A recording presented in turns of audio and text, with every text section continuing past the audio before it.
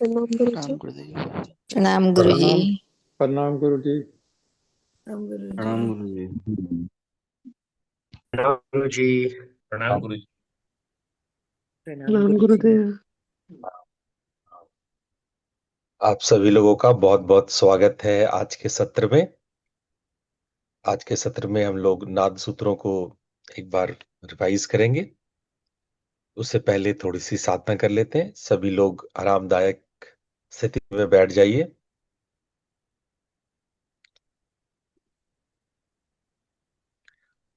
धीरे से अपनी आंखें बंद कर लीजिए। ध्यान रहे आपकी रीढ़ की हड्डी सीधी है। आपके गर्दन और कंधे बिल्कुल रिलैक्स्ड हैं। पूरे शरीर को बिल्कुल स्थिर करते जाइए।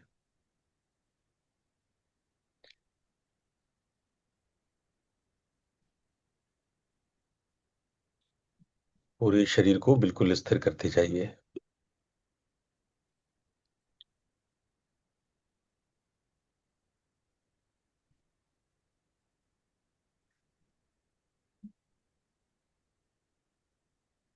कायोत्सर्ग के दो तरीकों को हमने जाना है। एक जो डायरेक्ट मेथड अभी हम करा रहे हैं कि शरीर को बिल्कुल स्थिर करते जाए, स्थिरम सुखम आसनम। या मैंने कल जो बताया था कि जब आप 5 प्रकार के आसन के मूवमेंट्स करते हैं, पोस्चर्स करते हैं, उससे भी आप कायोत्सर्ग करते हैं।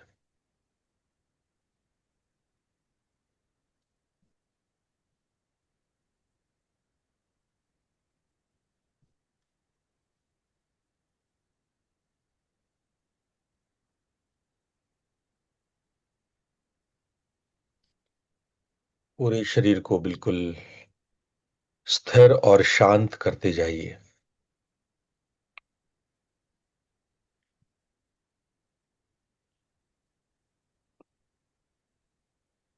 शरीर में जहां कहीं भी तनाव खिंचाव हो रहा है उसको रिलैक्स करेंगे।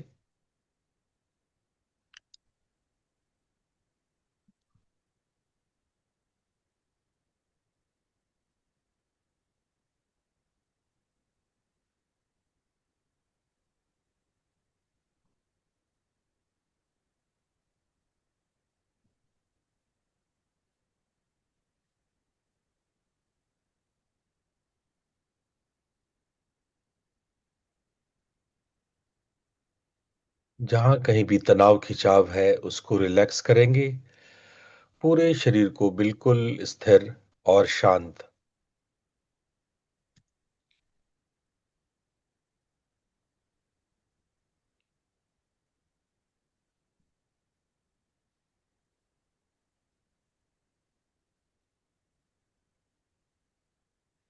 जब आपका पूरा शरीर बिल्कुल स्थिर होने लगे तब धीरे से अपनी चेतना को अपने श्वास प्रश्वास पर लाएंगे।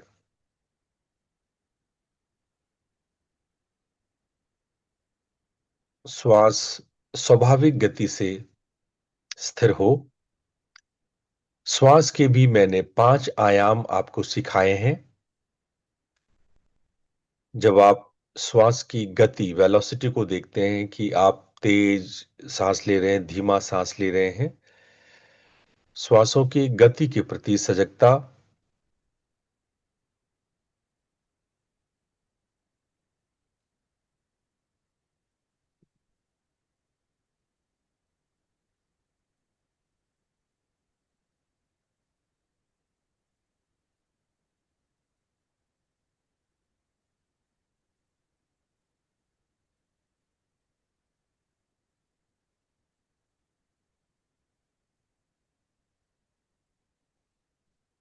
जब श्वास की गति को आप पहचान लें तो श्वास की लंबाई को देखिए।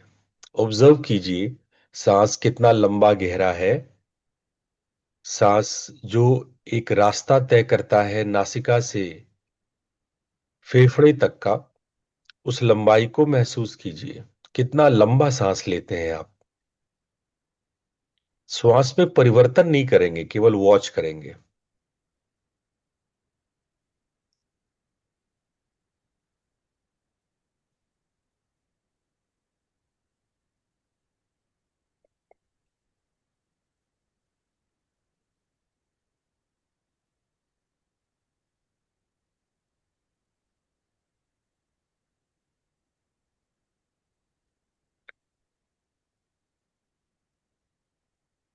श्वास का तीसरा आयाम है श्वास का स्पर्श।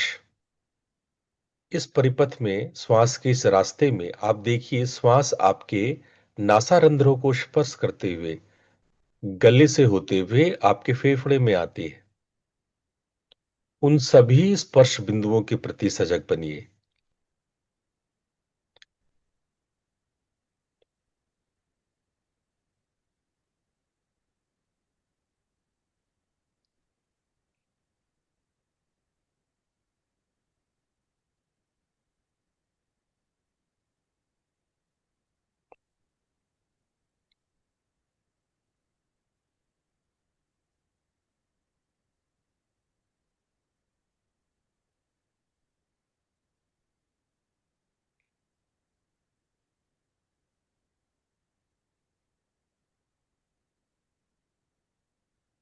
उन स्पर्श बिंदुओं में तापमान को अनुभव कीजिए कि श्वास की गर्माहट कैसी है। आप पाएंगे जब आप श्वास छोड़ते हैं तो तुलनात्मक कुछ गर्म श्वास छोड़ते हैं। इस तापमान विभेद को, तापमान के अंतर को महसूस कीजिए।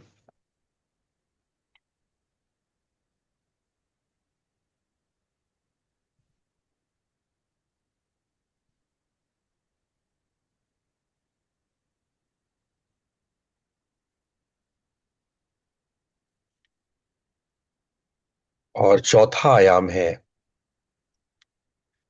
जब आप श्वास लेते हैं तो आपका फेफड़ा भरता है, और जब वह श्वास आप लेते हैं तो उस पूर्णता को, उस भराव को, उस कंप्लीटनेस को अनुभव कीजिए।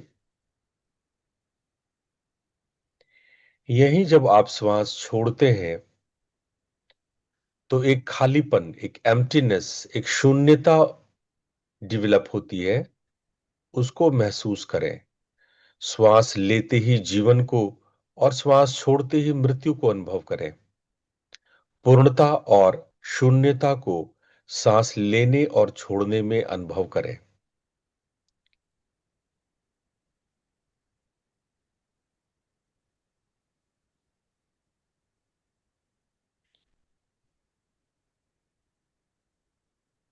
और श्वास का पांचवा आयाम है, जब आप श्वास के अंतराल के प्रति सजग बनते हैं।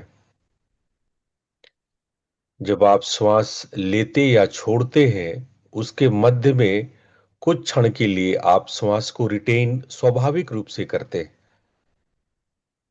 कुछ क्षण के लिए कुंभक स्वाभाविक रूप से लगता है। उन क्षण के प्रति सजग बनिए जब आप श्वास लेने के बाद या श्वास छोड़ने से पहले आप अनुभव करते हैं दोनों श्वास के बीच का अंतराल।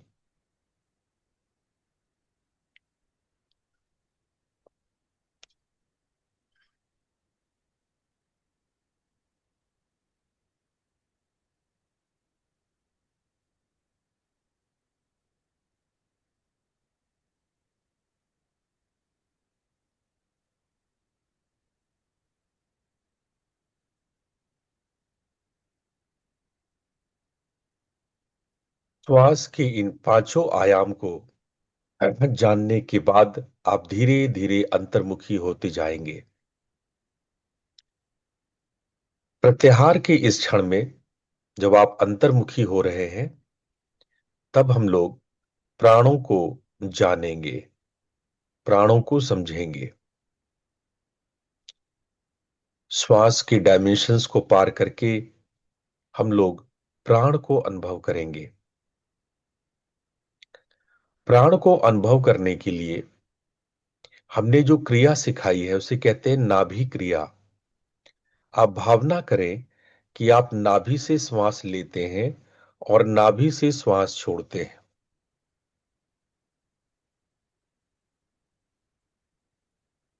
आप नाभि से श्वास लेते हैं और नाभि से ही श्वास छोड़ते हैं। इस भावना में आप महसूस करेंगे कि जब आप श्वास लेते हैं आपका शरीर फैलता है, आपका एब्डोमेन एक्सपांड करता है,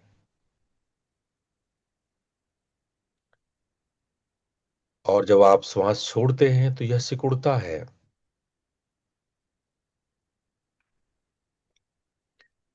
इस फैलाव और सिकुड़न को श्वास प्रश्वास के साथ अनुभव करें। अपनी भावना को ऐसा बनाएं कि यह केवल छाती और पेट ही नहीं फैलता, बल्कि आपका पूरा शरीर फैलता है। जब आप नाभि से श्वास लेते हैं, मानो आपका शरीर बलून की भांति फैल जाता है, और जब आप श्वास छोड़ते हैं तो यह सिकुड़ता है। इस भावना को स्पष्ट करें। यहां से हम लोग की यात्रा प्राण को समझने की शुरू होती है।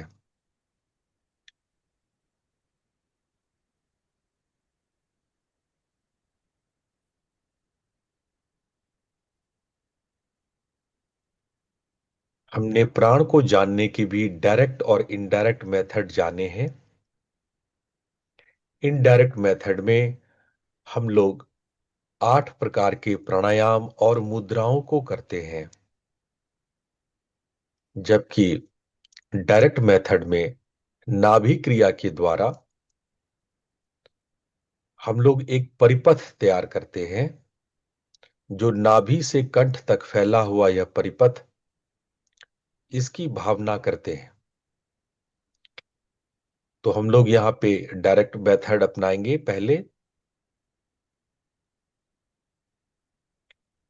और भावना करें कि जब आप श्वास लेते हैं तो एक प्राण का परिपथ, एक रास्ता तैयार होता है। ध्यान रहे, श्वास तो फेफड़े में ही जाता है, लेकिन प्राण का परिपथ अलग, जो नाभि से कंठ तक फैला है।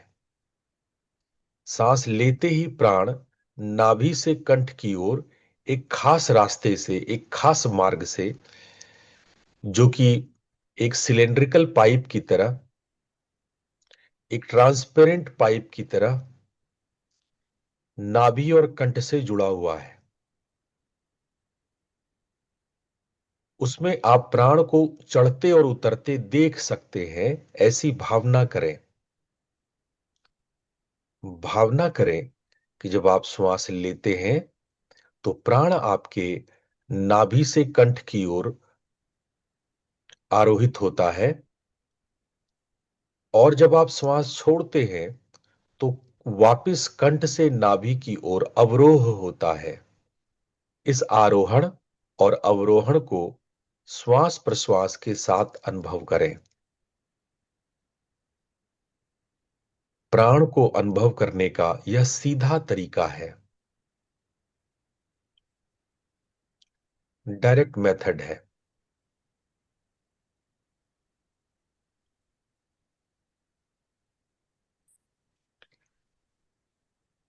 जब आपने इस परिपथ का निर्माण कर लिया तो उसमें प्राण को आते जाते देखिए।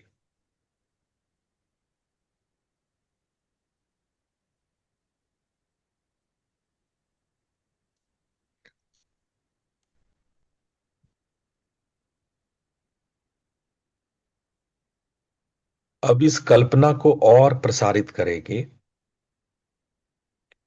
और भाव करेंगे कि यह परिपथ मूलाधार से आज्ञा तक फैला हुआ है।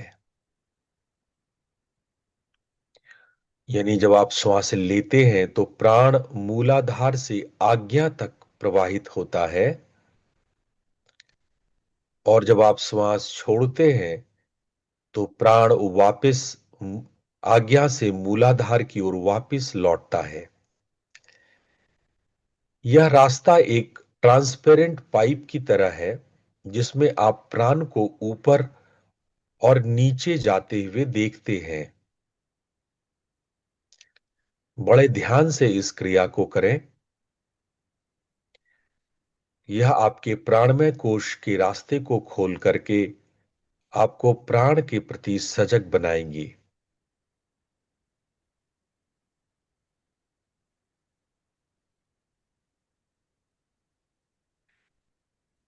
आज इस रास्ते पर हम एक और प्रयोग करेंगे।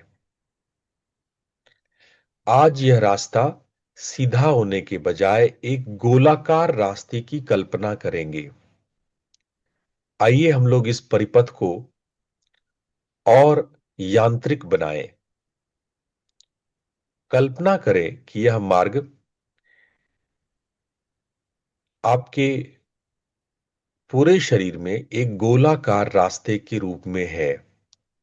यानी मूलाधार से जब यह शुरू होता है परिपथ, तो नाभि, आपकी छाती, कंठ से होते हुए आज्ञा तक आता है। और उसके बाद यह रास्ता आगे बढ़ते हुए पीछे की तरफ यानी पीठ की तरफ से होते हुए वापस मूलाधार में जुड़ जाता है। यानी कि यह अंडाकार एक पाइप जो मूलाधार से आपके फ्रंटल बॉडी की तरफ से ऊपर जाता है और बैक साइड से वो वापस मूलाधार में जुड़ता है।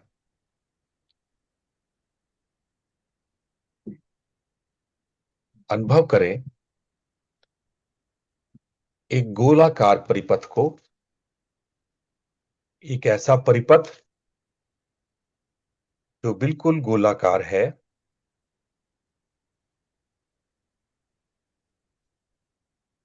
वो आपके मूलाधार से होते हुए फ्रंटल पैसेज में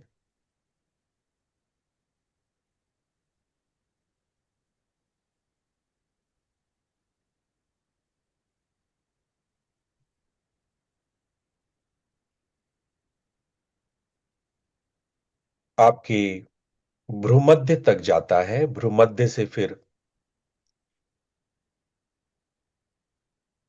सर के पीछे होते हुए बैक साइड से पीछे के रास्ते से पीठ से होते हुए और कमर से होते हुए वापस मूलाधार में जुड़ जाता है।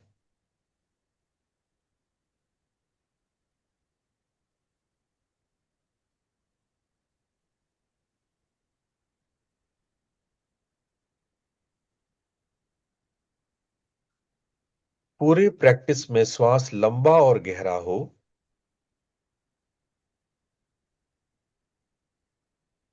मूलाधार से आप शुरुआत करते हैं और यह क्षेत्रम के रास्ते यानी फ्रंटल बॉडी के रास्ते ऊपर उठता है। पहले मूलाधार का क्षेत्रम पेरिनियम, स्वादिष्ठान चक्र का क्षेत्र आपका जेनाइटल, मणिपुर का क्षेत्र आपका नाभि। तो मूलाधार, फिर आपका जेनाइटल, आपकी नाभि, आपकी छाती, थ्रोट पिट और भ्रूमध्य। फ्रंटल पैसेज से होते हुए यह आपके सर तक जाता है। जब आप श्वास छोड़ते हैं तो सर के पीछे, गर्दन के पीछे रीढ़ की हड्डी होते हुए यह नीचे उतरता है।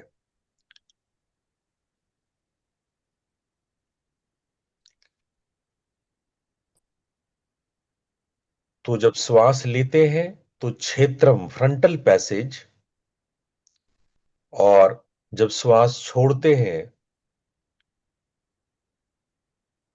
तो बैक साइड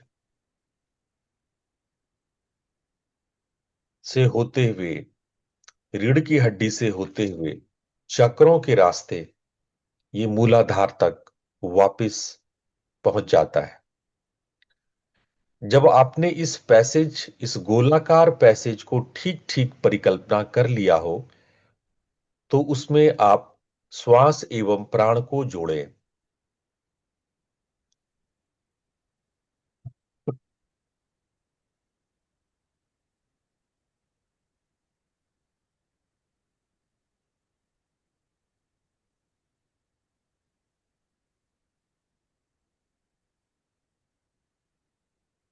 यह पूरा चक्र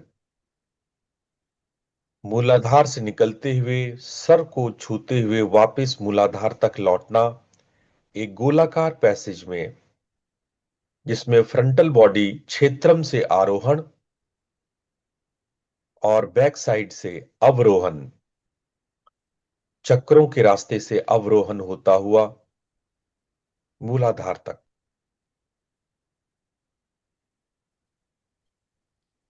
इस पूरे परिपथ में अपने प्राण को प्रवाहित करें। गोलाकार अंडाकार आपका परिपथ, श्वास लेते हुए फ्रंटल पैसेज क्षेत्रम और श्वास छोड़ते हुए चक्रम, बैकवर्ड, रीढ़ की हड्डी होते हुए वापस मूलाधार। इस प्राण के आरोह अवरोह, इस रोटेशन ऑफ प्राणा को हम ब्रेथ के सहयोग से परिकल्पना करें।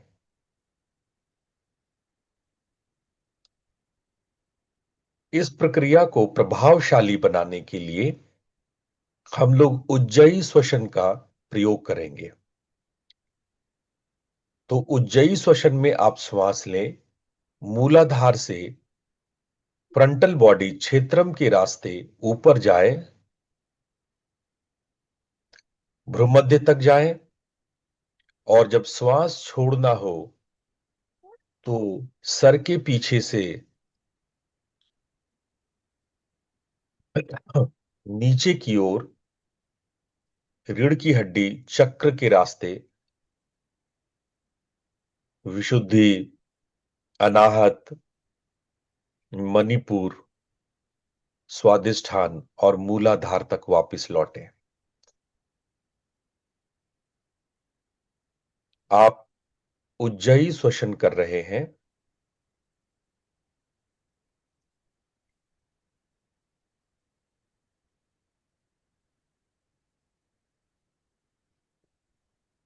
जब इतना दूर तक आप फिक्स कर लिए, तब उसमें एक क्रिया को और जोड़ेंगे जिसे कहते हैं खेचरी मुद्रा। अपने जिह्वा को मोड़ते हुए जो सॉफ्ट पैलेट है, जो मृदु, जो सॉफ्ट तालु है, पैलेट्स है, जीभ को उधर लगा दीजिए, उधर चिपका दीजिए। इसको कहते हैं खींचरी मुद्रा। टिप ऑफ द टंग जो है वो सॉफ्ट पैलेट को टच करेगा। Hold your tongue back to the soft pallets.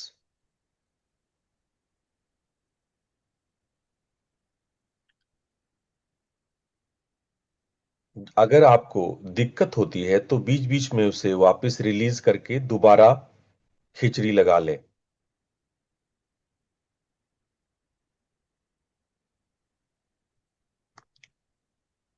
Inhale with Ujjayi and ascend the passage. As you ascend, visualize each chitram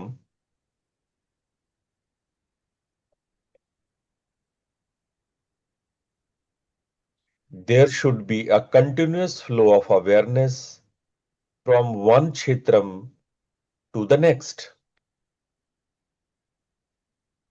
The inhalation should be end when you reach the Agya chitram, that is Bhrumadya, at the eyebrow center.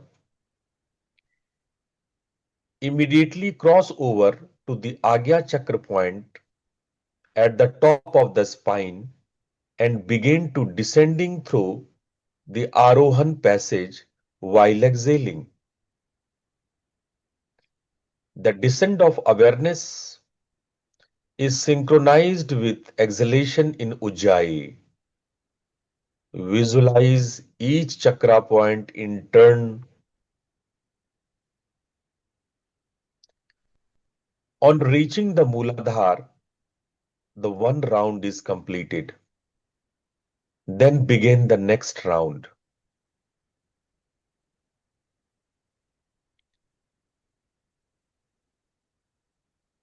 आप लगातार अभ्यास कर रहे हैं, लंबा गहरा उज्जयी श्वसन लेते हैं और यह पूरा परिक्रमा इस वृत्ताकार परिपथ को पूर्ण करते हैं।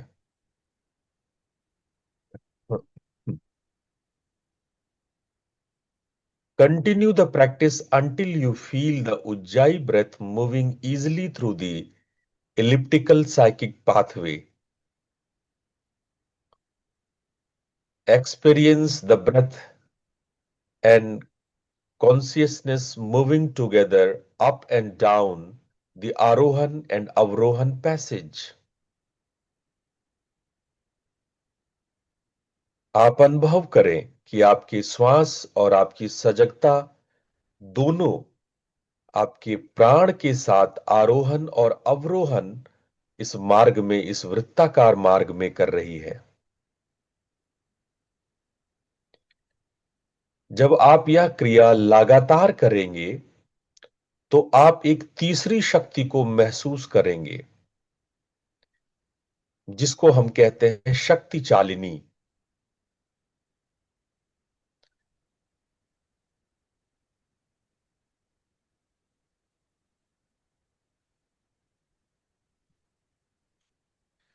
After some time you will begin to experience a third force, the prana or subtle energy known as Shakti Chalini, which is moving along the breath and consciousness.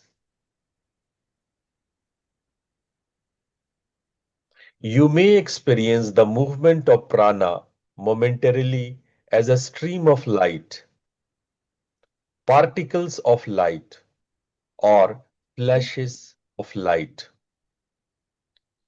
इस तीसरी शक्ति, शक्ति चालिनी को आप प्रकाश के बिंब के रूप में अनुभव कर सकते हैं या प्रकाश के छोटे छोटे कण, लाइट पार्टिकल्स में भी अनुभव कर सकते हैं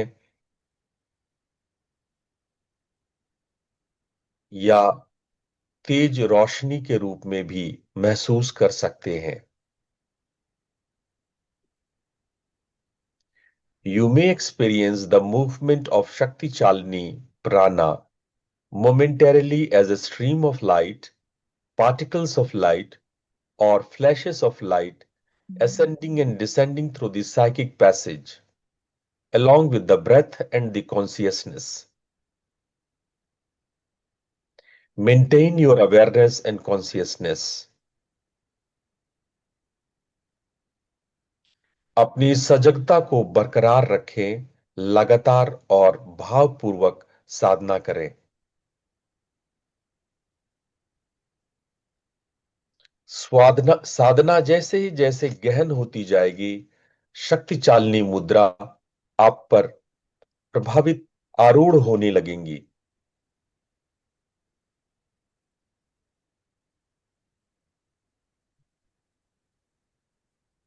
Do not allow the sensation to distract your attention. Do not allow your thoughts to disturb your sadhana.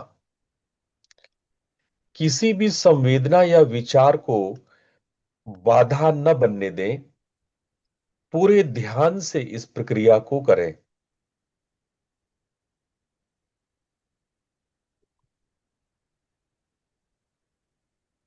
जब आप साधना की इस गहनता तक पहुंच चुके हैं, तब हम लोग श्वास में होने वाली उज्जयी की आवाज को सुनेंगे।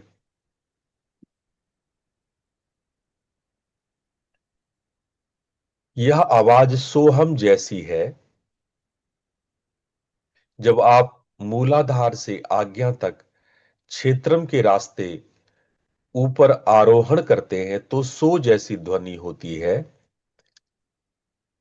और जैसे ही अवरोहण करते हैं, स- सर के पीछे रीढ़ के चक्रों के रास्ते आप मूलाधार में उतरते हैं तो हम की ध्वनि होती है।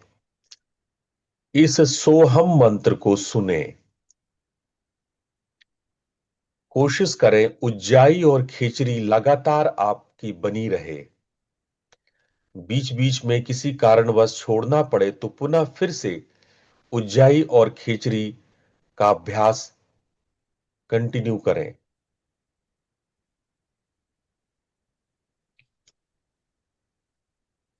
और अभ्यास के अंत में हम लोग हंसत ध्वनि को सुनेंगे।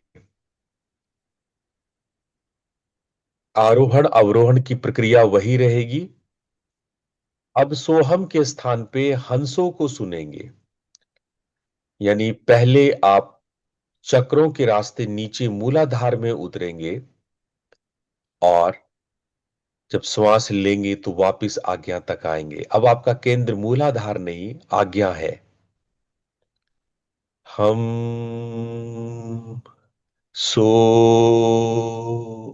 एक राउंड। हम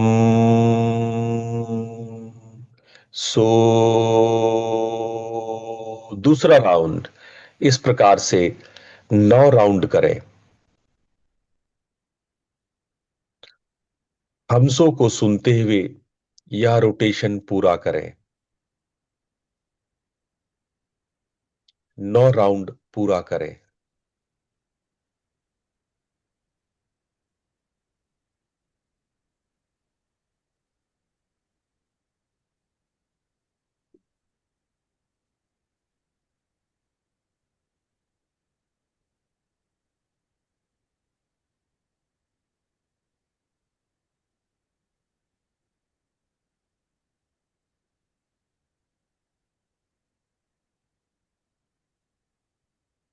इस अभ्यास को करने से शक्ति चालिनी मुद्रा स्वतः ही प्रकट होने लगेगी।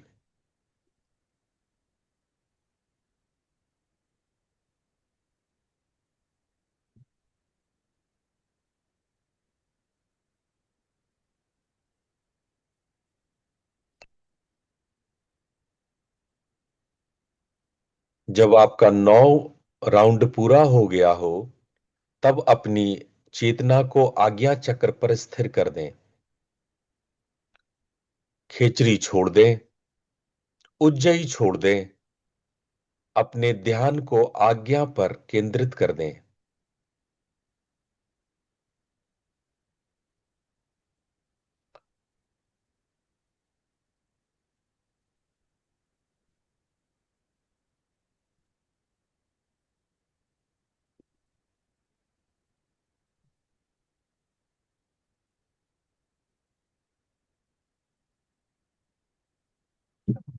हम्म,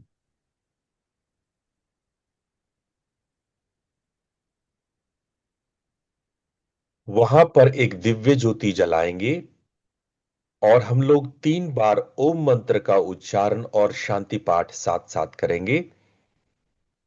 ओम मंत्र के लिए लंबा और गहरा श्वास लीजिए। ओम।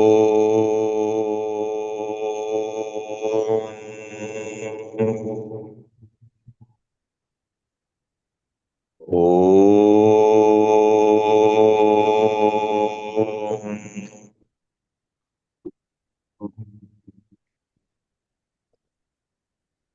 ओम।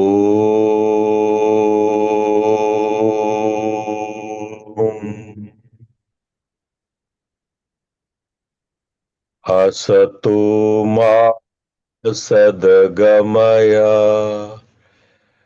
तमसो मा ज्योतिर्गमय, मृत्योर्मामृतं गमय। ओम शांति शांति शांति। दोनों हथेलियों को आपस में रगड़ते हुए अपनी आंखों पर रखें और धीरे से अपनी आंखें खोल लें। आप लोग का पुनः स्वागत है आज के सत्र में। आज के सत्र में हम लोगों ने शक्ति चालनी मुद्रा का अभ्यास किया और हम लोग इसको सूत्रों में समझेंगे। पिछले दिनों हमने 42वें सूत्र में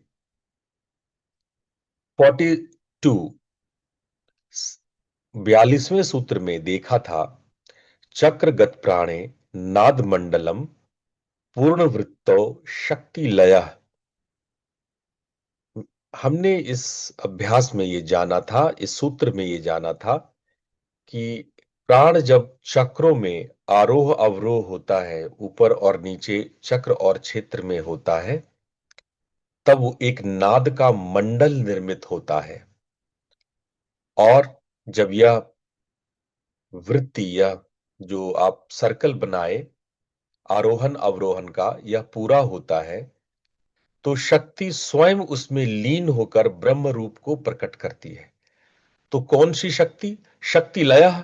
यहां जो शक्ति शब्द है, पूर्णवृत्तो शक्ति लयः, ये शक्ति, इसी शक्ति की हम बात कर रहे थे। एक तीसरी शक्ति का उत्पन्न होना, नादात्मिका शक्ति को उत्पन्न होना, जो कभी कभी प्रकाश का बिंब या लाइट पार्टिकल्स के रूप में हमें फील होता है। तो इसको हम लोग शक्ति चालनी कहते हैं। आज हम लोग अगले सूत्र में 43वें सूत्र में जाएंगे, 43rd सूत्र। मेरे बाद 2 बार इसको दोहराएंगे। कुंडलिनी संचारे नाद पथः शक्ति चालने नाद ब्रह्म स्थिति। कुण्डलिनी सञ्चारे नादपथ शक्तिचालने नाद ब्रह्मस्थिति। कुण्डलिनी सञ्चारे नादपथ शक्तिचालने नाद ब्रह्मस्थिति। बहुत बढ़िया, बहुत सुंदर। अब इस सूत्र को हम लोग समझते हैं। जो आज के इस अभ्यास को, जो आज हमने प्रैक्टिस किया, उसमें यहां शब्द कुंडलिनी है। हम कुंडलिनी शब्द को एक बार समझते हैं। ज्यादातर लोग कुंडलिनी शब्द से अनभिज्ञ हैं या गलत समझते हैं। मैं आज इस शब्द को पुनः आप लोग के सामने स्पष्ट करता हूं। कुंडल शब्द से कुंडलिनी शब्द बना है। कुंडल शब्द है, कुंडल शब्द का अर्थ होता है आभूषण। जैसे ये कुंडल पहनते, कान का कुंडल, नाक की नथनी, ये ऐसे गले का हार, तो आभूषणों को भी कुंडल कहते हैं। कुंडल शब्द से कुंडलिनी शब्द का निर्माण हुआ है। तंत्र शास्त्र कहते हैं कि जब मूल प्रकृति भगवती महाकाली आभूषणों को पहनकर, जब वो 51 प्रकार के आभूषणों को पहनकर मूलाधार तक, यानी बिंदु से मूलाधार की ओर समाहित हो जाती हैं, तो ऐसी शक्ति को कुंडलिनी कहते हैं। कुंडलिनी का अर्थ है जो 51 प्रकार के आभूषणों से युक्त महाशक्ति। वह महाशक्ति जो 51 प्रकार के आभूषणों से, कुंडलों से युक्त हो। ये आभूषण 51 प्रकार के कौन से हैं? ये मात्रिकाएं हैं, ये नादात्मिका मात्रिकाएं हैं। ये नाद है जो हमारे शरीर को निर्मित करता है। हम लोग आगे मात्रिका रहस्य को समझेंगे कि कैसे नाद शरीर को निर्मित करता है, वर्ण तैयार होता है, मात्रिका कैसे वर्ण बनाती है, ये हम आगे समझेंगे। इस प्रक्रिया को कुंडलिनी कहते हैं। कुंडलिनी अर्थात वह महाशक्ति जो 51 प्रकार के नादों को, वह प्रकाश जो 51 प्रकार के वाइब्रेशन को, that light which have 51 types of vibrations, जिसको हम मात्रिका कहते हैं, यही मात्रिका वर्ण बनाती है। इसीलिए संस्कृत में 50 वर्ण है।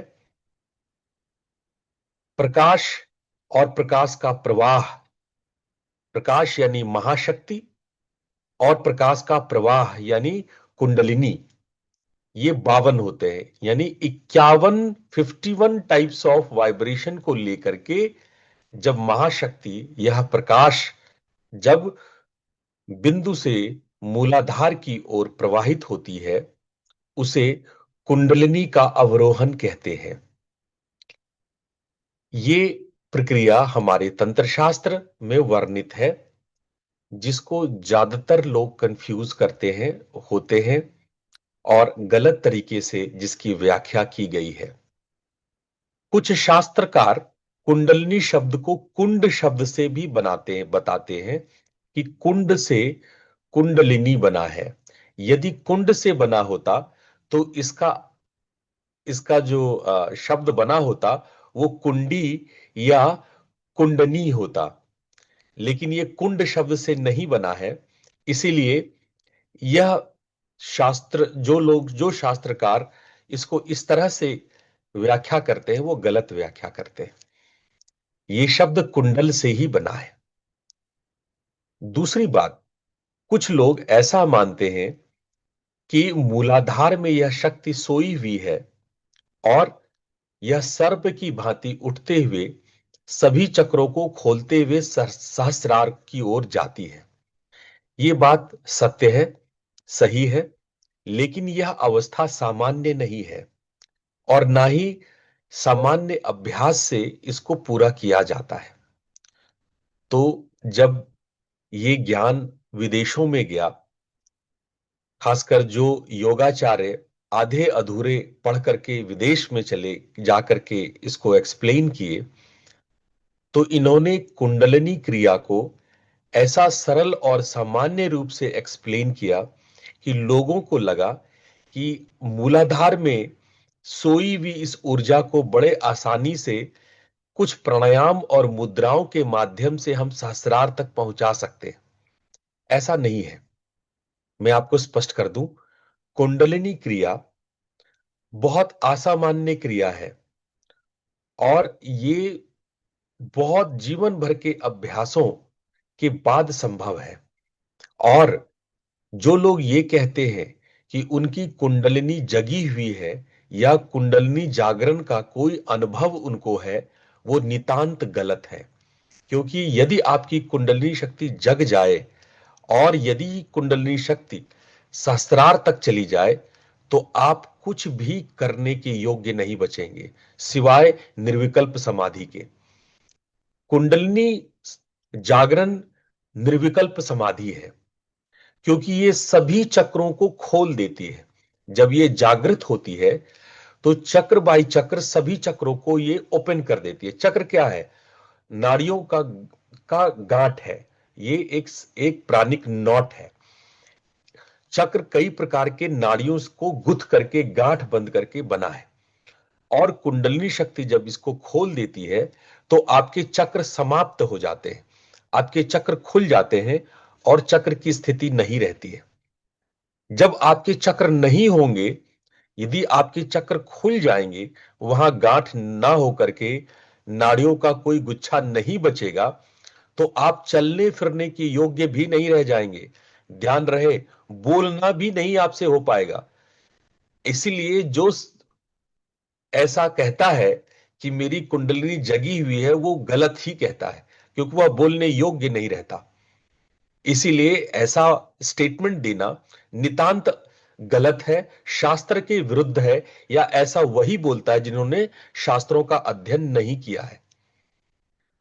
तो कुंडलिनी शक्ति सिर्फ और सिर्फ निर्विकल्प समाधि की ओर ले जाती है, सिर्फ निर्विकल्प समाधि की ओर। उस वक्त ये क्रिया वो लोग करते हैं जिनको अब शरीर छोड़ना है, अब मृत्यु को स्वीकार करना है। ऐसे उच्च महान साधकों के लिए मृत्यु कोई डरने की बात नहीं है। मृत्यु तो वो पाना चाहते हैं, क्योंकि उनको पहले ही मोक्ष मिल चुका है। वो शरीर को सही तरीके से छोड़ना चाहते हैं। तो कुंडलिनी जागरण मृत्यु की कला है, मृत्यु मर जाने की कला है। तो जब आप मरना चाहते हैं, ये शरीर छोड़ना चाहते हैं, क्योंकि आपको मोक्ष मिल चुका है, तब आप कुंडलिनी क्रिया करके, कुंडलिनी जागरण करके अपने शरीर को छोड़ देते हैं, समाधि की अवस्था में ले आते हैं। ऐसे साधकों का स्मारक बनता है, समाधि बनता है। ऐसे साधकों को हिंदुस्तान में सनातन धर्म में जलाते नहीं है। जिनका कुंडलिनी जागरण हो गया हो, ऐसे महान साधकों को एक समाधि, वो ईंट पत्थर से एक समाधि बना देते। आपने देखा होगा कई संतों के समाधि होंगे, वो उनकी समाधि है जिनकी कुंडलिनी शक्ति जागृत हो गई है। तो वो अपने शरीर को छोड़ दिए, क्योंकि उसके बाद शरीर की आवश्यकता नहीं होती है। तो जब कुंडलिनी जागरण होकर के शरीर बेकार हो गया हो, शरीर किसी काम का नहीं रहा हो, ना आप चल सकते हैं, ना बोल सकते हैं, ना खा सकते हैं, ना सो सकते हैं, क्योंकि सारी गांठें खुल गई आपकी, सारे चक्र आपके खुल गए। आप इस अवस्था में आ गए कि आप सिर्फ समाधि में ही हैं, मृत्यु जैसी अवस्था में आ गए। ऐसे साधक को ना जन्म ना मृत्यु, ये किसी भी प्रकार का सामना नहीं करना पड़ता है। ऐसे साधकों पर हम पत्थर की इमारत बना करके समाधि बना देते हैं और उनकी पूजा होती है। उस समाधि स्थल पे जाने से ही लोगों को ऊर्जा का अनुभव होता है। तो ये प्रक्रिया हमारे सनातन धर्म में, वेदों में कुंडलिनी जागरण के प्रति लिखा है। अब आप उन साधुओं की, उन पाखंडी योगियों के बारे में सोचें जो ऐलान करते हैं कि उनका कुंडलिनी जगा है, तो उनका स्थान समाधि ही है। उनका स्थान जो है वो ईंट पत्थरों के बीच में ही है। तो हम कुंडलिनी मृत्यु के लिए जगाते हैं, ये बात आप याद रखना। दूसरी बात कि इस प्रकार की मृत्यु को सर्वश्रेष्ठ मृत्यु कहा जाता है, बेस्ट टाइप ऑफ डेथ कहा जाता है। 40 दिन की ये क्रिया होती है। आपको हठ ग्रंथों में, इवन हठ प्रदीपिका में, गिरंड संहिता में इसका वर्णन मिल जाएगा। 40 दिन की इस प्रक्रिया में अलग अलग मुद्राओं से हम लोग कुंडलिनी शक्ति का जागरण करते हैं और बेस्ट, श्रेष्ठ मृत्यु को प्राप्त होते हैं। ऐसा मृत्यु, यानी जब कुंडलिनी शक्ति जागृत होती है, तो आपका जो ये सहस्रार, ये जो आपका टॉप ऑफ द हेड है, इसकी हड्डी पिघल जाती है। जैसा आप छोटे नवजात शिशु को देखते हैं, जब शिशु बच्चा पैदा लेता है, तो ये वाला जो हार्ड कोर है, ये सर का ऊपरी हिस्सा जो ठोस दिखाई पड़ रहा है, उनका वहां आप छुएंगे तो हल्का सा दबेगा। वो आपको वहां पे धड़कन भी सुनाई देगी, वो थोड़ा सा आपको वहां सॉफ्टनेस दिखेगा इस जगह पे, जो सहस्रार का इलाका है। ठीक वैसा ही हो जाता है जब कुंडलिनी जागरण होता है। तो ये जो ठोस आपका जो ब्रेन का स्कल है, ऊपरी स्कल है, वो कुंडलिनी शक्ति की गर्मी से पिघल जाती है। ये हड्डी ही पिघल जाती है और ये पोला हो जाता है, ये आपकी खोपड़ी पोला हो जाती है। तो मृत्यु के वक्त अगर आपने कुंडलिनी शक्ति से अपनी खोपड़ी को पोला बना लिया है, तो उसको सर्वश्रेष्ठ मृत्यु कहते हैं। और ऐसा माना जाता है कि वास्तविक अर्थों में उनका स्वर्गारोहण हुआ है या वो स्वर्गवास हुए हैं। हम तो सब लोग के लिए स्वर्गवास बोल देते हैं, हमें पता भी नहीं है कौन नरक जा रहा है, कौन अगला जन्म ले रहा है, हम सबको स्वर्गवास बोल देते हैं। ये हमारी बोलचाल। अच्छा, एक और, खासकर जो लोग शमशान घाट करके लाश, जा करके लाश जलाए होंगे, जो हमारे हिंदू परंपरा में है, जो लोग गए हो एक बार यस लिख दे चैट में। जो आप में से जो लोग कभी आ, लाश को जलाने के लिए अपने संबंधी, पड़ोसियों, मित्रों के लिए आप गए होंगे, तो एक क्रिया होती है, उसको कहते हैं कपाल क्रिया। तो मैं प्रशांत जी से और रोशन जी से पूछना चाहूंगा आप लोग गए हैं वहां, तो आपने इस क्रिया को देखा है या नहीं? श्रीवास्तव जी भी गए हैं, कमल जी भी गए हैं, बहुत बढ़िया। तो ये सारी प्रक्रियाएं, इस प्रक्रिया में, ये जो कपाल क्रिया में, ये जो खोपड़ी होती है इसको फोड़ी जाती है, इसको फोड़ दिया जाता है, इसको कहते हैं कपाल क्रिया। ये हमारे हिंदुओं में जब लाश को जला दिया जाता है, जब लाश जल जाती है, तो ये मान्यता है कि जो खोपड़ी जल के निकलेगी उसका ये फूटा हुआ होना चाहिए, उसका ये पिघला हुआ होना चाहिए। क्यों? क्यों? क्योंकि वो श्रेष्ठ मृत्यु को प्राप्त हुआ है, क्योंकि उसकी कुंडली जागृत हुई है, उसकी मृत्यु कुंडलिनी के जागरण से हुई है। पर ऐसा होता तो नहीं है, कोई तो कुंडली जागृत, तो सबकी खोपड़ी वैसी बनी रहती है, तो हम लोग कपाल क्रिया करके उसको फोड़ देते हैं। अब देखो, वो तो आदमी मर गया, आप चाहे कपाल को फोड़ दो, जला दो, कुछ तो होने वाला नहीं, अगले का जन्म होना ही है, अगला पुनर्जन्म लेना ही है, अगले को तो जन्म लेना ही है। लेकिन हम लोगों ने वो क्रिया आज भी हम लोग शमशान जाते हैं तो खोपड़ी फोड़ देते हैं। वो खोपड़ी को हम लोग यहाँ पर कपाल क्रिया करते हैं, कपाल छेदन कहते हैं उसको, कपाल छेदन क्रिया कर देते हैं, कपाल क्रिया कर देते हैं। उसकी अब आवश्यक, वो जीते जी होना चाहिए, वो मरने से पहले होना था कुंडलिनी जागरण करके। लेकिन अब आप, ना लोगों को पता है, ना किसी को कोई जानकारी है, ना किसी को कोई बताता है कि मरने से पहले कुंडलिनी जागरण कैसे करते हैं। तो लोग मृत्यु को प्राप्त होते हैं तो उनके संबंधी मरने जलने के बाद उसकी खोपड़ी को फोड़ रहे हैं। अरे, उससे कुंडलिनी जागृत होगी? ये मूर्खतापूर्ण क्रिया है, ये मूर्खतापूर्ण कर्म है, उससे कुछ नहीं होता है। तो कहने का माने मेरा ये था, ये सारी बातों बताने का मकसद, कि कुंडलिनी साधना को लेके बहुत भ्रांतियां हैं। इस भ्रांति से बाहर आओ। कुंडलिनी को टेम नहीं करना है आपको, है ना? कुंडलिनी शक्ति आप जगाने योग्य नहीं हो। मेरी बात बुरी भी लग रही हो कुछ लोगों को, लेकिन मैं सच कहता हूं, कुंडलिनी शक्ति को जागृत करने की योग्य आप नहीं हो। तो उसको जागृत करना भी नहीं है। जब मरने का टाइम आ जाए, जब 40 दिन बाद आपकी मृत्यु होने को हो, तब उसको जागृत करना। और वो भी कौन जागृत करता है? जिनको शक्ति चालनी, यानी जिसको वो सिद्धि है, जो सिद्ध योगी है, वो सिद्ध योगी ही ऐसा कर सकते हैं। साधारण लोग कर भी नहीं सकते। वो सिद्ध योगी जिसने महाशक्ति को सिद्ध किया हुआ है, वो ही ऐसा कर सकते हैं। तो आज मैंने महाशक्ति को सिद्ध करने की एक क्रिया बताई, जिसको कहते हैं शक्ति चालनी मुद्रा। तो जब आप शक्ति चालनी मुद्रा करते हैं, तो शक्ति चालनी मुद्रा आपके भीतर में जो नाद मंडल है उससे उत्पन्न होता है, और ये वृत्ताकार रूप में शक्ति चालनी प्रवाहित होती है, मूव करती है। ये जब लगातार मूव करती रहती हैं, तो आपका प्राणमय कोश जागृत होने लगता है। इस शक्ति चालनी क्रिया को हम बहुत ध्यान से समझेंगे। ये हठ योग का मूल है। ये अधिकांशतः प्राण से संबंधित साधना करने वालों का ये मूल है, ये बेस है। अगर आपने शक्ति चालनी मुद्रा नहीं सीखा, तो आप, जो लोग प्राण विद्या का दावा कर, यहां से प्राण विद्या शुरू होता है, यहां दस दिस स्टार्ट दी प्राण विद्या। जब आपने शक्ति चालनी मुद्रा को, जब आपने निर्मित कर लिया, जब ये कोई प्रकाश का बिंब आपके अंदर में एक वृत्ताकार आवृत्ति को बना दिया, जिसमें आपके प्राण आरोहण, असेंड और डिसेंड हो रहे हैं, उस असेंडिंग डिसेंडिंग प्राणा में जब आपने शक्ति चालनी नामक एक महाशक्ति को अनुभव कर लिया, तब आपकी प्राण विद्या क्या है?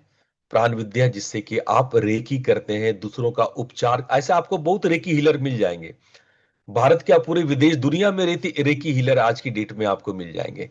रेकी हीलर कौन होते हैं? जो प्राण के सहयोग से आपके रोगों को ठीक करते हैं। मैं इस विद्या को गलत नहीं कह रहा हूं, ये तो हमारे सनातन धर्म का एक बहुत महत्वपूर्ण हिस्सा है। आप रेकी विद्या से, प्राण विद्या से रोगों को ठीक कर सकते हैं, खुद का भी, दूसरों का भी।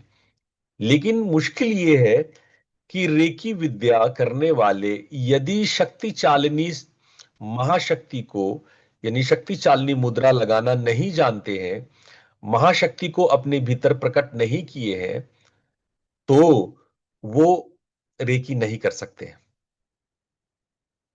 और यदि फिर भी वो रेकी करते हैं, तो दूसरे का रोग अपने ऊपर ले लेते हैं।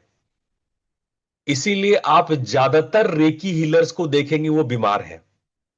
मेरे पास बहुत सारे 100 से ज्यादा रेकी हीलर्स को मैंने ठीक किया है। मैंने भी रेकी में जापान से ग्रैंड मास्टर की डिग्री ली है। मैंने रेकी में ग्रैंड मास्टर की डिग्री जापान से ली है। और मैंने महसूस किया कि ये विद्या शक्ति चालनी के बगैर अधूरा है। जो लोग शक्ति चालनी के बगैर रेकी दूसरों को हील करते हैं, वो लोग खुद को बीमार करते हैं। वो दूसरे के रोग को अपने ऊपर ले लेते हैं, क्योंकि आप यूनिवर्स से शक्ति बिना शक्ति चालनी के ले ही नहीं सकते हैं। लोग कहते हैं रेकी में हम शरीर को माध्यम बनाते हैं और ऊपर से हम ऊर्जा लेते हैं, ऐसी रेकी विद्या में कही जाती है। लेकिन आपको बता दें, जब तक शक्ति चालनी नहीं है तो वो रेकी विद्या आप अपने अंदर उसको मीडियम बना ही नहीं पाएंगे, उस महाशक्ति को अपने अंदर ले ही नहीं पाएंगे। क्या होगा कि दूसरों पर जब आप प्रयोग करते हो तो दूसरे का संक्रमण अपने ऊपर ले लेते हो। इसीलिए मैंने 90% रेकी हीलर को बीमार देखा है, बहुत बीमार देखा है। और इसलिए मैं बिना शक्ति चालनी मुद्रा के किसी भी रेकी हीलर को ये आ, नहीं कह सकता, सुझाव दे सकता कि आप हीलिंग करें। आप मत करो हीलिंग, आप दूसरे के रोग को अपने ऊपर ले रहे हो। तो इन बातों को जो भी योगाचार्य मेरी बात सुन रहे हैं ध्यान देंगे। आप शक्ति चालनी के मुद्रा के बगैर रेकी हीलिंग कभी ना करें, ये आपके लिए खतरनाक है। अब आइए हम लोग अगले सूत्र पे चलते हैं। मेरे बात 2 बार दोहराएंगे। अंतः प्राणो नाद प्रसृतः विसर्गे सर्वात्म भावः। अंत प्राणो नाद प्रसृत विसर्गे सर्वतम भाव। अंत प्राणो नाद प्रसृत विसर्गे सर्वात्म भाव। Very good. सर्वात्म भाव। सर्वात्म भाव का मतलब है कि आप एक ऐसे कलेक्टिव कॉन्शियसनेस में उतर आते हैं। उस कलेक्टिव कॉन्शियसनेस में आप एक दूसरे को हील कर सकते हैं, है ना। ये प्राण के द्वारा, इसको हम लोग कहते हैं प्राणारोग्य। प्राणारोग्य सूत्र, इस सूत्र का नाम है, नाद विद्या में इस सूत्र का नाम है प्राणारोग्य सूत्र या प्राणारोग्य विद्या। यानी कि जब हम शक्ति चालनी मुद्रा में जब हम लोग परफेक्ट हो जाते हैं और उस महाशक्ति को अपने भीतर अनुभव करने लगते हैं, तो साधक का प्राण इस प्रकार से एक्सपांड करता है जैसे कि वो दुनिया के सभी प्राणों को महसूस कर सके। देखो, मैं एक आज आप लोग के सामने एक गुप्त भेद खोलता हूं, बहुत इंपॉर्टेंट भेद। ये सूत्र आपको आपकी आंखें खोलने वाली है। एक सूत्र मैं समझाता हूं, ये बात समझाता हूं। जैसे पहले लोग कहते थे कि वो पेड़ पौधों से बात कर लिए, वो नदी पहाड़ से बातें कर लिए, ऐसा कथाओं में सुने होंगे ना, कि हिरन ने आके कुछ कह दिया, शेर से साधु ने बात कर लिया। ये कैसे संभव था कि हम पेड़ पौधे और जानवरों से बात कर लेते थे? तो क्या हिंदी या संस्कृत में बात करते थे? क्या भेड़िया या शेर संस्कृत में बोलता था? या जैसा आपकी फिल्मों में दिखाता है, हॉलीवुड बॉलीवुड मूवीज में, कि ये जानवर आपसे बात ऐसे नहीं होता है। ये नॉन वर्बल कम्युनिकेशन है। सॉरी, नॉन वर्बल कम्युनिकेशन कहते हैं प्राणों के माध्यम से प्राणों को समझना। हम यदि किसी वृक्ष के, किसी पेड़ के, किसी पौधे के प्राण को अगर हम महसूस कर ले, तो हम उनके साथ कम्युनिकेशन कर सकते हैं। पर ध्यान रखना, ये कम्युनिकेशन आपके बातचीत से नहीं होता, आप बोल के नहीं करते हो। ये कम्युनिकेशन आपके प्राणों के माध्यम से होता है। जैसे आपने, आपके घर में कोई पालतू कुत्ता होगा, बिल्ली होगी या और कोई जानवर होंगे, आपने महसूस किया होगा कि आपकी बॉडी लैंग्वेज और आपके प्राण से वो सब बात समझ जाता, आप बोले ना बोले, वो आपके प्राण के प्रवाह से समझ लेता है कि मालिक क्या कह रहे हैं, हमारे जो रखवाले हैं वो क्या कह रहे हैं। तो पेड़ पौधे, नदी पहाड़ इत्यादि से जो वार्ता का विषय था, वो विषय था जब हम प्राणों से कम्युनिकेट करते थे। तो प्राण विद्या से हम, ये सारे सूत्र प्राण विद्या के सूत्र हैं। इससे हम किसी भी जीव जंतु से, इवन जो इंसान दूसरी भाषा बोलते हैं, आपकी भाषा नहीं समझ सकते, हम प्राणों के माध्यम से हम टेलीपैथ कर लेते हैं, उन अपने विचारों को सामने बता देते हैं, उनकी विचारों को समझ जाते हैं। रेकी हीलिंग के साथ साथ टेलीपैथ का वो या साइकोकिनेसिस का वो पार्ट जिसमें कि हम प्राणों को एक दूसरे में प्रक्षेपित करते हैं या अपने प्राण से दूसरे को संक्रमित करते हैं, असर डालते हैं। तो इस प्राण विद्या में ये तभी पॉसिबल है जब आप अपने अंतर्मुख प्राण को नाद के माध्यम से, उस महाशक्ति नादात्मिका शक्ति के माध्यम से विस्तार देते हैं। तो जो शक्ति चालनी मुद्रा है आपके अंदर नादात्मिका शक्ति को निर्मित करती। अभी हम आगे पढ़ाएंगे कि प्राण शक्ति चालनी और नदात्मिका शक्ति क्या, ये दो अलग अलग शक्तियां हैं। शक्ति चालनी जिसको महाशक्ति भी हम लोग कहते हैं, और दूसरा नादात्मिका शक्ति जिसको नाद शक्ति कहते हैं। ये दो अलग अलग शक्तियां हैं, लेकिन प्राण विद्या में इन्हीं दोनों की साधना होती है। और जब ये दोनों साधक के अंदर में विकसित हो जाते हैं तो साधक सर्वात्म भाव मतलब जो कलेक्टिव कॉन्सियसनेस है, आप बिना जाने दूसरे की बात को समझ लें, दूसरे के रोग को ठीक कर दें, पेड़ पौधों से बात कर लें, ये सारे भाव जो है वो आप उसमें सक्षम हो जाते हैं, आपका सर्वात्म भाव हो जाता है, यही सर्वात्म भाव है। ठीक है, तो सर्वात्म भाव में प्राण विसर्जित होने लगता है। अब चलते चलते हम लोग आज के आखिरी सूत्र को पढ़ लेंगे, इसकी व्याख्या हम बाद में करेंगे, पर आज चलते चलते इस 45वें सूत्र को भी हम लोग दोहरा लेते हैं। मेरे बाद दोहराएं। प्राण समत्वे नाद देह, नादस्थ प्राणे व्याधि मोक्षः। प्राणसमत्वे नाददेह नादस्थ प्राणे व्याधिमोक्ष प्राणसमत्वे नाददेह नादस्थ प्राणे व्याधिमोक्ष। व्याधि मोक्ष, व्याधि मोक्ष का मतलब है सभी प्रकार की व्याधि। 3 प्रकार की व्याधि होती है, और वो तीनों प्रकार की व्याधियों से इसको आधि दैविक, आधि भौतिक और आधि आत्मिक, ये 3 प्रकार की व्याधियां होती है।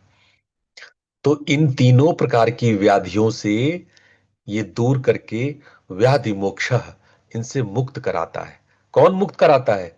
प्राण समत्वे नाद देह, जो आपकी नादात्मिका शक्ति आपके भीतर में प्रकट हुई है, जो शक्ति चालनी मुद्रा करने से जो नाद देह आपका प्रकट हुआ है, उसकी जो प्राण है, नाद देह के जो प्राण है, वो प्राण आपके सारे व्याधियों को मुक्त कर देता है। ठीक है, तो हम लोग इस सूत्र से नाद विद्या को टच कर दिया। आज हमने तीनों सूत्रों से जो प्राण विद्या है उसको हमने टच किया। नादात्मिका शक्ति और शक्ति चालनी के बारे में थोड़ा इंट्रोडक्शन हुआ, और जैसे जैसे हम प्राण विद्या आपको पढ़ाएंगे, बताएंगे, समझाएंगे, प्राण विद्या के कोर्स में ये नादात्मिका शक्ति और शक्ति चालनी मुद्रा, चूंकि अगर मैं प्राण विद्या पढ़ाऊं तो ये विषय से हम लोग नाद के विषय से थोड़ा हट जाएंगे। तो इसके लिए हम जनवरी में एक कोर्स तैयार करेंगे आपके लिए, जनवरी फरवरी में प्राण विद्या का। तो फरवरी में, पूरी फरवरी आपके प्राण विद्या के कोर्स होंगे, जिसमें रेकी हीलिंग या स्व चिकित्सा या दूसरों की चिकित्सा आप प्राणों के माध्यम से कैसे कर सकते हैं, उसके लिए एक नया कोर्स हमने बनाया है जो फरवरी में शुरू होगा। आने वाले फरवरी में उसमें हम नादात्मिका शक्ति और शक्ति चालनी के विषय में विस्तार से पढ़ेंगे। पर आज मैंने केवल इंट्रोडक्शन दिया कि आप वृक्ष पेड़ पौधों से बात कर सकते हैं, स्वयं की चिकित्सा और अन्य की चिकित्सा कर सकते हैं, लेकिन उसका क्या मेथड है मैं धीरे धीरे आपको फरवरी में बताऊंगा। आज यहीं तक। आप सभी का दिन शुभ हो। आप सबको प्रणाम, नमस्कार। और हम लोग संडे के दिन आपके प्रश्न को भी लेंगे। संडे के लिए अपने प्रश्न को प्रणाम गुरु जी। प्रणाम प्रणाम गुरु जी, धन्यवाद। प्रणाम गुरु जी। प्रणाम गुरु जी। प्रणाम प्रणाम गुरुजी, धन्यवाद। प्रणाम। प्रणाम गुरुदेव। गुरु जी। प्रणाम गुरुदेव।